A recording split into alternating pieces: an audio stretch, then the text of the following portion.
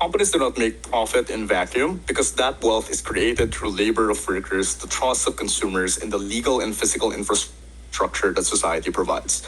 That is exactly why we have been forwarding that it is unjust for firms to use that surplus mainly for stock buybacks that disproportionately enrich shareholders and insiders instead of returning the value through wages, investment, or better services. Buybacks, what we say, coming from Joseph, worsen all of this distributional unfairness by allowing a framework which prioritizes shareholders over everyone else, but is closer to manipulation and insider unfairness than an ordinary dividends. Few responses. First, the leader of opposition asked what happens out on our comparative. I don't think they were listening to Joseph's speech. In instances where they need more stock, they can do so on a stock rights offering to dilute the current supply of shares.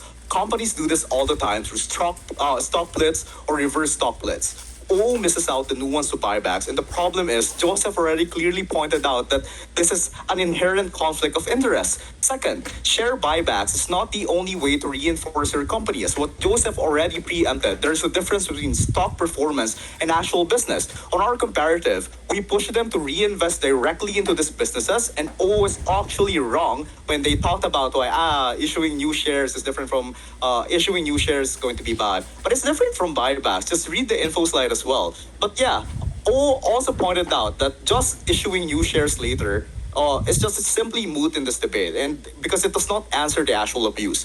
The problem is that there's a highly profitable company that can pour excess cash into buybacks to reduce effective supply, push up share prices, and create the illusion of stronger value. Even that increase comes from financial engineering rather than real business improvement. That means both current and future shareholders, if you really want them to be the shareholder in this debate, are being made to rely to a distorted price signal, which is exactly why buybacks are dangerous and should be banned, with this very, very specific moral hazard. Fourth, financial markets are usually thinking short-term while businesses think long-term. On our comparative, absent buybacks, you unlock the benefits of our model, and more of this on my extension later.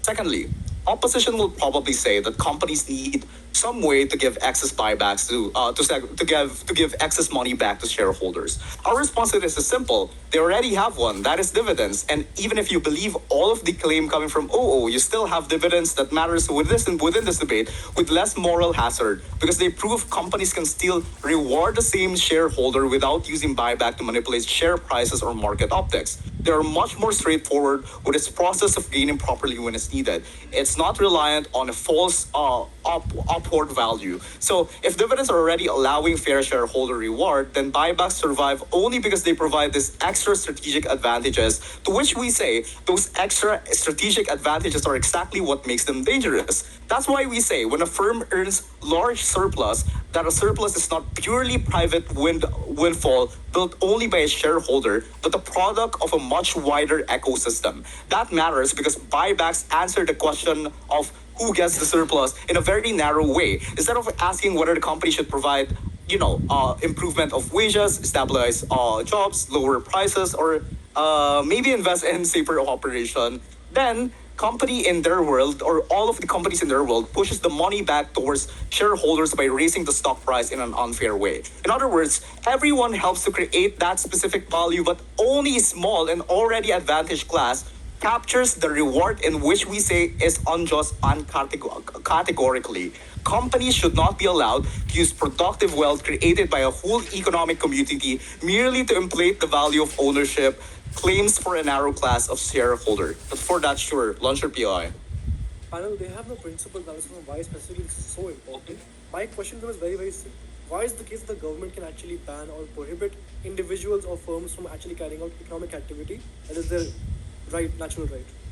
What the fuck do you mean? We are banning it because it's unfair. It's inflationary. That's the reason why we're banning it. And the reason why state has to intervene is because one, it destroys all of their ecosystems that they have, especially when it should be used to improve all of the economic market that they have as a state. And secondly, because it also bastardizes the same shareholder that you want to uplift in your side. So we say that law should be used instead to force surplus distribution to happen through a more transparent and less distortionary channel. So that is the principle. It's very, very clear. It's a real economic value for society and not to function for as a vehicle for enriching state shareholders through financial engineering. And it's a state mandate to protect this. The principle is that corporate surplus should serve production to a broader economy and not stack price manipulation for shareholder, because that is unfair. If corporate wealth is created collectively, then it should be used productively and not recycled upward to make shares more expensive. And that's how we control the perverse outcome of hypercapitalism, which is, by the way, the mandate of your state and also the job of your state that creates numerous moral hazard for people on the ground, which is a stakeholder that can never be protected inside opposition.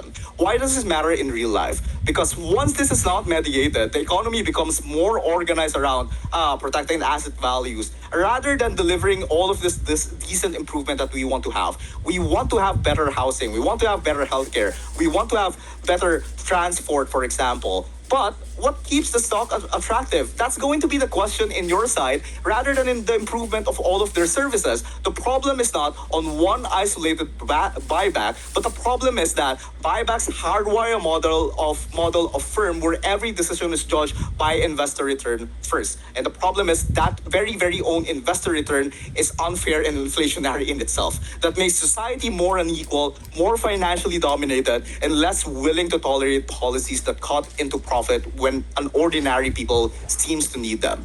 Buybacks are not simply bad because they spend money badly, but because they let firms to use real economic power to make ownership interests even more central than workers, consumers, and the public. That's why it allows or it destroys or hollows out civic legitimacy inside the capitalistic structure that we have. And we say that the ban is justified not merely to change one corporate practice, but to protect the moral credibility of the market system from its own excesses.